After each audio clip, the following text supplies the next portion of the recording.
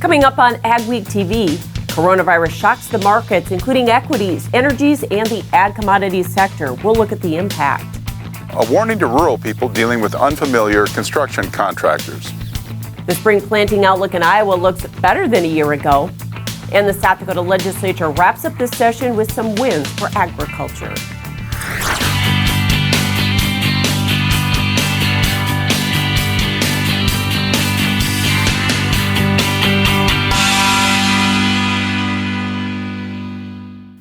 Welcome to AgweekTV. I'm Michelle Rook. Coronavirus continues to dominate the headlines and shock the markets, causing some historical and wild price swings in equities, energies, and the agricultural commodities. The livestock sector has been beat up hard, especially the cattle market. For example, April live cattle futures dropped around 30% from the beginning of the year through the low Wednesday, March 18th. And then staged some recovery. Cash cattle for the week were $11 to $14 off the 124 live trade the week of January 23rd when COVID-19 started to hit the market. That's frustrating with the record upswing in choice box beef. It's tied to empty meat cases at grocery stores. Pork cutouts also had a sharply higher week. Markets hate uncertainty, which has eroded equity for livestock producers, even if they were hedged. If you're forced to sell right now, it's really a tough time. And obviously cattle, any livestock, is not something that has a shelf life that you can just let it string out for a couple months. They have to go when they're ready.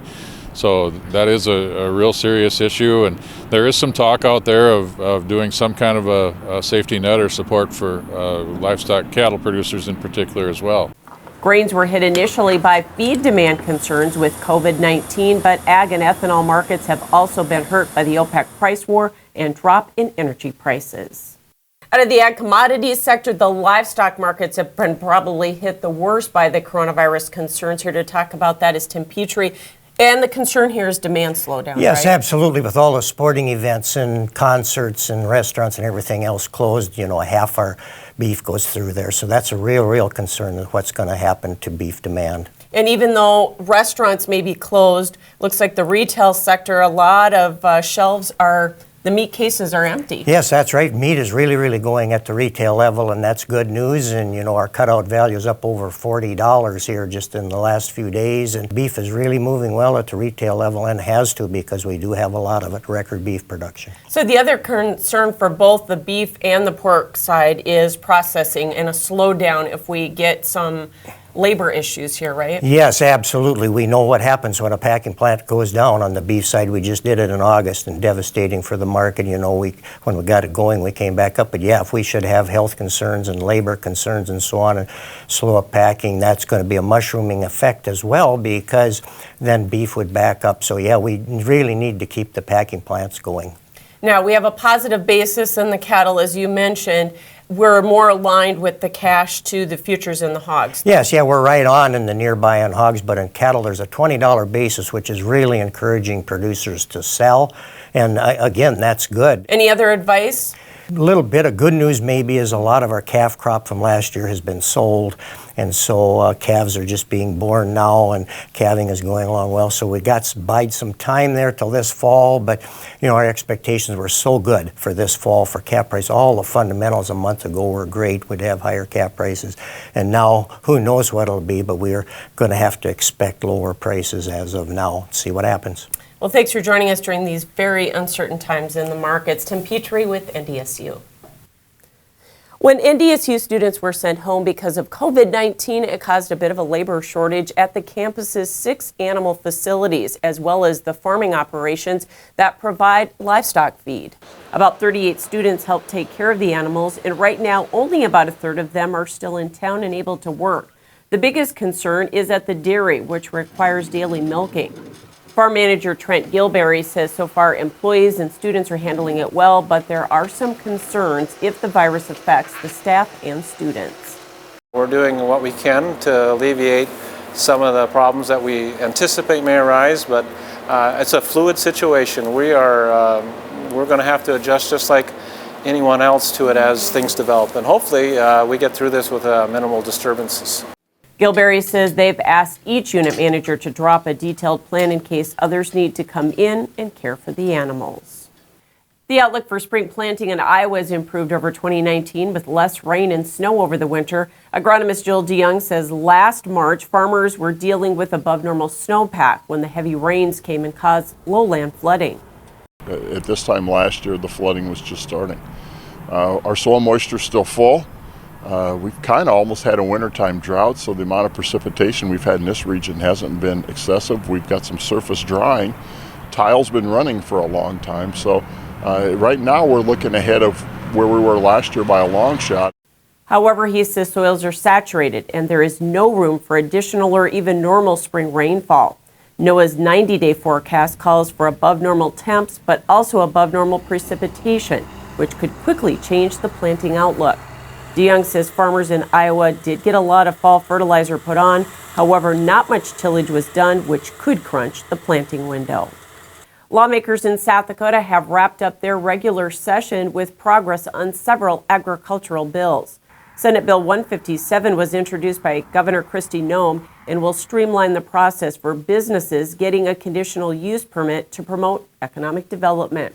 The bill passed easily and was supported by a majority of farm groups in the state because it will additionally streamline the court appeals process.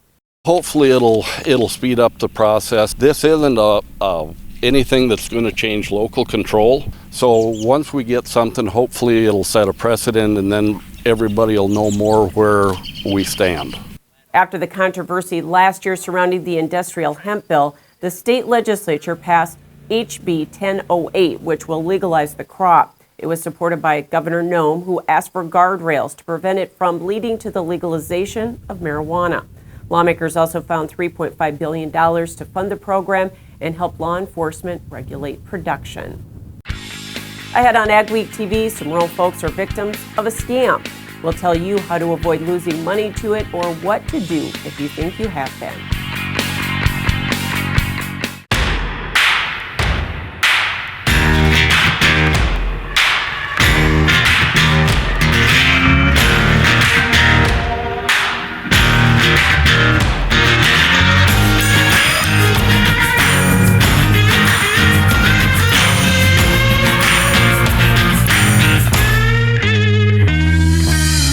See your local North Dakota Case IH dealer about the new Speed Tiller high-speed disc. When the water's high and your yields are low, 'cause your fields have no place for water to flow, just one call takes care of it all. Call on Field Drainage Incorporated. Call on Field Drainage Incorporated. Call on Field Drainage. Experts in the Luckin Trucks and Parts sells quality used parts for all makes and models. With over 50 acres of trucks and parts and new inventory arriving daily. Family owned and operated since 1966, Luckin's specializes in the sale of quality used medium to heavy duty truck parts as well as pre-owned trucks, trailers, and construction equipment. If it's on a truck, we got it. Call us today and let us get you your part. Small or large, Superior Grain Equipment has a storage solution for you with a wide variety of bin options and accessories, along with site planning and superior customer service. Plus, from top to bottom, we offer the industry's best bins and warranties to protect your products and your grain storage investment. Get superior quality, protection, and reliability with generations of experience and dependability. Make the superior choice today with Superior Grain Equipment. Modal's Truck and Trailer Sales builds customized trailers to fit farmers' needs. Whether you're spraying, fertilizing, or planting, we build 28-foot 2-tank trailers all the way up to 48-foot 4-tank trailers and plenty in between, including field-ready drop decks, flatbeds, and enclosed reefer trailers. We have plenty of inventory ready to go at our Wheaton, Minnesota location, but if you don't see what you're looking for at modalsales.com, give us a call and we'll talk about building you the perfect trailer. A North Dakota farmer has a warning for those who may need construction work done around their place. Get proposals in writing and don't be pressured to act fast. Officials say Robin Plasuk is a victim of fraud by a group called Irish Travelers. Nicole Pates has more in this week's AgWeek cover story. This farm's been in the family for over 100 years now. Robin Plasuk takes pride in keeping up the family farm. In 2017, he had a new asphalt driveway installed, but when it started showing some cracks last year, he hired Sean Patrick Gorman to repair it. Plasuk thought Gorman was sent by a Bismarck contractor who had done the original work. When they got done, the job looked really nice and everything, and I even complimented them on the job. But then they told me they wanted $14,300 for the job. And I said, wow, that's a lot of money. It was more than $4,000 over what Plasuk expected to pay for the job. McLean County Sheriff's Office and several other agencies, including the State Attorney General, are investigating complaints about Gorman Construction. There's one person that's out over $1 million for simple repairs on a simple house. Detective Maddie says more victims have been coming forward and criminal charges against the Gormans are mounting. They've also seized bank records and financial assets. They're believed to be a part of a group called the Irish Travelers, working similar schemes nationwide. I think that they look for people that have a means to pay. A lot of the victims do have confusion and aren't really familiar with the construction, the way things go, and how much things cost. Plasuk has advice for others to avoid fraud. Take some time to think about it before you hire someone. When somebody comes and wants to do a job right away that very day, tell them you'll think about it and you'd like them to come back tomorrow. And there's a good possibility they would not come back tomorrow. So take your time dealing with contractors, and if you think you've been taken, contact the authorities. For AgWeek, this is Mickle Pates at Max, North Dakota. You can read much more in Mickle's story in the next AgWeek magazine or at agweek.com. The North Dakota Mill and Elevator in Grand Forks is getting an $8 million upgrade. The State Industrial Commission okayed improvements on the grain terminal receiving scales and conveyors. Mill President and CEO Vance Taylor says the project will speed up 4 pits, reducing waiting time for trucks by about 35% per day. The company will let bids, and construction will start this summer with completion in 2021. The state-owned mill is 97 years old and has undergone many upgrades in recent years. It's touted as the largest single-location flour mill in the U.S. Grain entrapment deaths on farms have grabbed headlines this year, but grain elevators are not immune to the same kind of problems. Whether on the farm or at an industrial site, entering a facility that holds grain without proper safety equipment is a recipe for disaster. That's the warning from the sales manager of Newmat Systems of Mankato, Minnesota. The company has designed the bin whip system.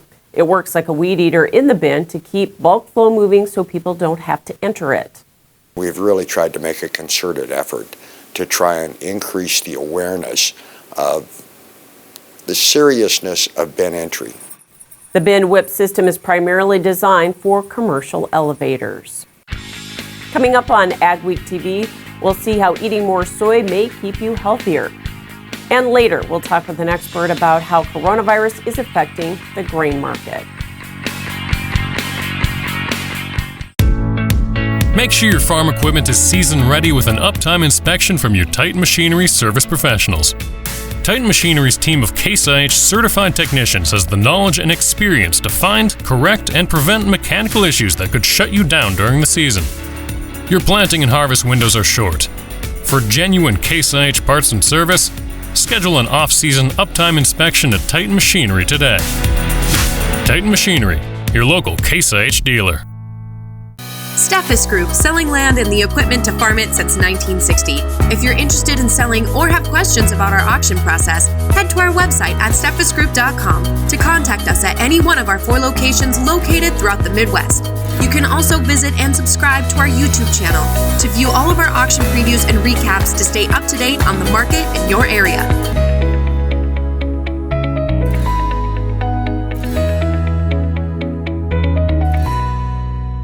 When planting season comes around, time is precious and you don't have a moment to waste. This spring, keep your planters rolling with a user-friendly seed tender from North Star Ag. We have seed tenders for every size operation from Meridian, Unverferth, and J&M. North Star Ag also sells a variety of Valmar spreaders, the leader in air boom delivery. Uptime is crucial. Keep your crew in the field longer with a fuel trailer from Thunder Creek. Visit NorthstarAg.com to see our complete new and used inventory or give us a call. Looking for a crop insurance agent for the 2020 crop year? Call the team at Martinson Ag Risk Management. We do more than just marketing. We have 60 plus years of combined crop insurance experience to provide the service and solutions you need for your farming operation. Call Martinson Ag Risk Management at 701-205-4200. Let's get started on your 2020 policy today.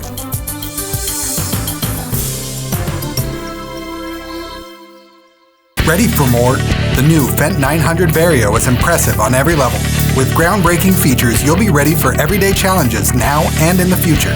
New smart connectivity solutions make the Fendt 900 series from Butler Machinery an intelligent choice for your farm. We're also proud to carry the Fendt Ideal, a new combine for a new era of farming. Designed to be automated in operation, the Ideal combine is already setting industry standards for efficiency and output. Visit butlermachinery.com to schedule a demo at your operation. AgweekTV Soy Insight, brought to you by the North Dakota Soybean Council. A group of dietitians and nutrition experts got a lesson in the benefits of soy nutrition at the Nourishing Health Symposium recently in Fargo.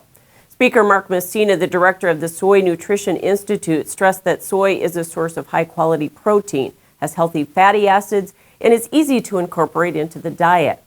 He says there's a lot of misinformation about soy, including that it can cause or worsen breast cancer. But in fact, Messina says research shows the opposite is true. And Messina says new research shows girls who eat just one serving of soy protein a day before age 11 have a lower risk of breast cancer as adults. You may end up reducing your risk of developing breast cancer anywhere from 25 to 50%. So that's really a fantastic potential benefit, and that's the reason I recommend that all girls should consume at least one serving of soy per day. Messina says research shows soy also can slow or prevent the loss of muscle mass as we age and strengthen bones. Soy checkoff dollars are now funding research into soy's ability to reduce wrinkles. Our recent mild, dry weather has allowed some farmers to get out and continue harvesting the corn they had to leave in the fall. Mikkel Pates found the Petzinger family combining corn near Arvilla, North Dakota in this week's crop stop. Taylor Petzinger and his father Terry have about 2,300 acres of corn. They started harvesting on November 19th, but they had to stop after doing 500 acres because it was too wet. But now he says he's happy with the moisture levels. They've been combining for about a month and are half done. We've been hauling to the elevator right now because we're saving our bin storage for last. So then when everyone fires up, we have enough room to hold our own crop and we can put longer hours in before it gets warm. The Petzingers also raise wheat, barley, edible beans, and soybeans. They harvested all of their soybeans last fall, but figure they lost more than 8 bushels per acre in field losses due to snow. A little blast of winter weather this week, but it's officially spring now. So what's ahead as we look towards planting? Here's John with our AgriWeather Outlook.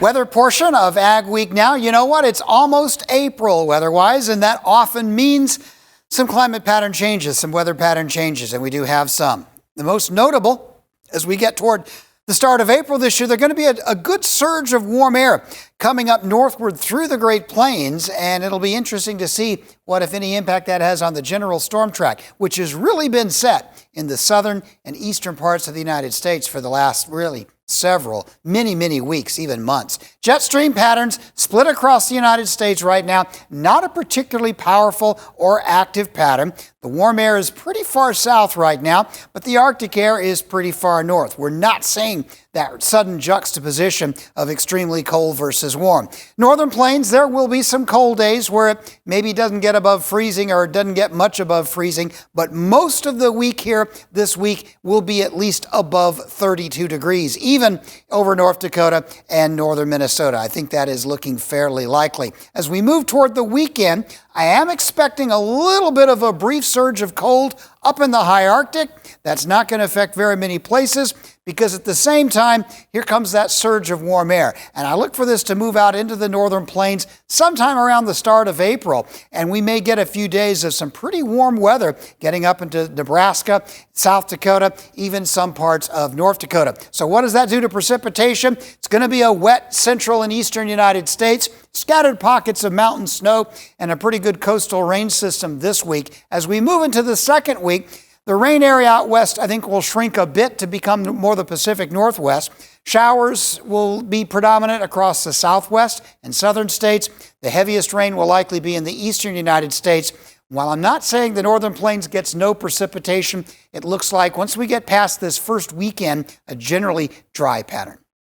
Mayo Manufacturing, your Red River Valley source for Batco.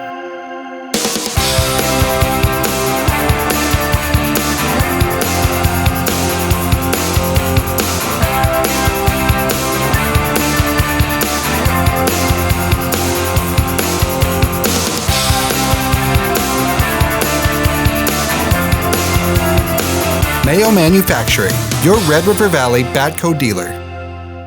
This is Dennis Beliski reminding you we do auctions and we do them well. You've built your operation with hard work, and when it's time to sell, all or part, you deserve the best. Details from repairs and preparation to promotion and settlements are not routine. Chances are you'll only do this once, so we'll tailor an auction just for you and get it done right. On-site at your farm or added to one of our highly successful Alaris Center auctions, we have the skill, reputation, and integrity to meet your needs with best-in-class commitment and quality service. Find us at resourceauction.com or call 701-757-4015. Dig, lay, and bury drain tile all in one pass with the Crary Tile Pro Plow. The Crary Tile Pro Plow lays tile up to 7 feet deep with boot sizes of 4 to 12 inches. Advantages of installing drain tile to your field provides increased overall yield, improved soil moisture levels, and controls soil erosion. It pays to tile with a Crary Tile Pro. To locate a dealer near you, visit www.crarytilepro.com. When you think about it, productivity starts at planting. So it's time to rethink how productive your planter can be. We did with the new Case IH 2000 Series Early Riser Planter. We rethought your row unit so it's tougher, more accurate. We rethought your meter, took the most precise technology, factory installed it. We rethought every inch of the Case IH Early Riser Planter to make it the most productive planter around. And if you think about it, that's exactly what you want. Every year, 40% of all food in the U.S. never gets eaten. 40%. That's almost half the food we produce. Food waste is a serious problem. It impacts all of us. And it's expensive. Your family is throwing $1,500 a year in the trash. We're working hard to put food waste on the chopping block.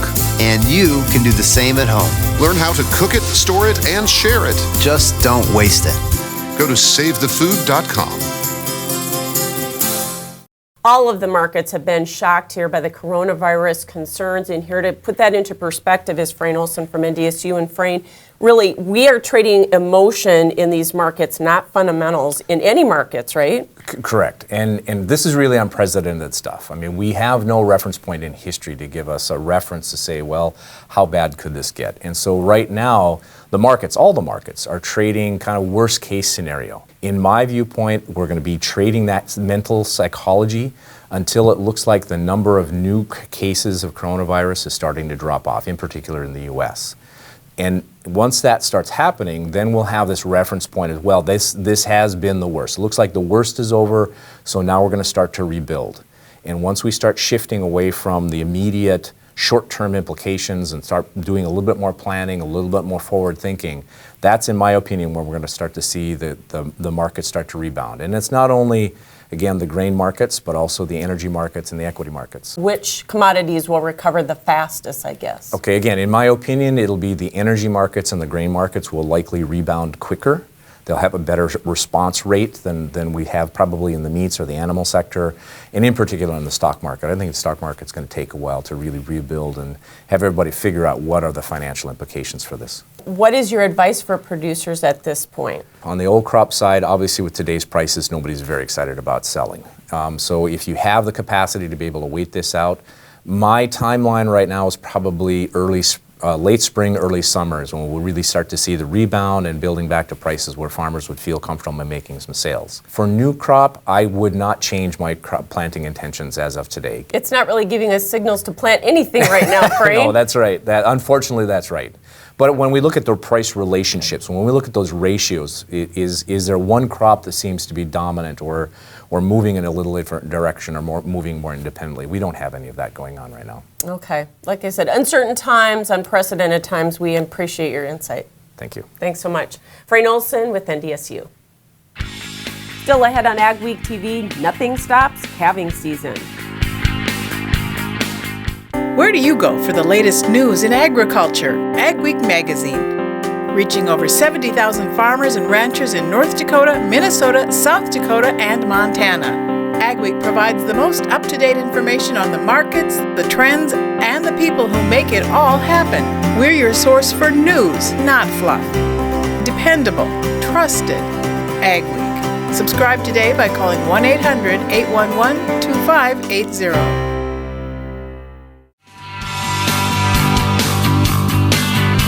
AgWeek brings you timely agriculture news from field to fork in digital, print, and television. Fresh every week, join Jenny Schlecht from the AgWeek editorial team and me, Al Windmill, from the sales and marketing team for a deeper dive into farm and ranch stories, along with guest interviews with personalities from the world of agriculture. If you're involved in farming, ranching, or agribusiness, the AgWeek podcast is the show for you.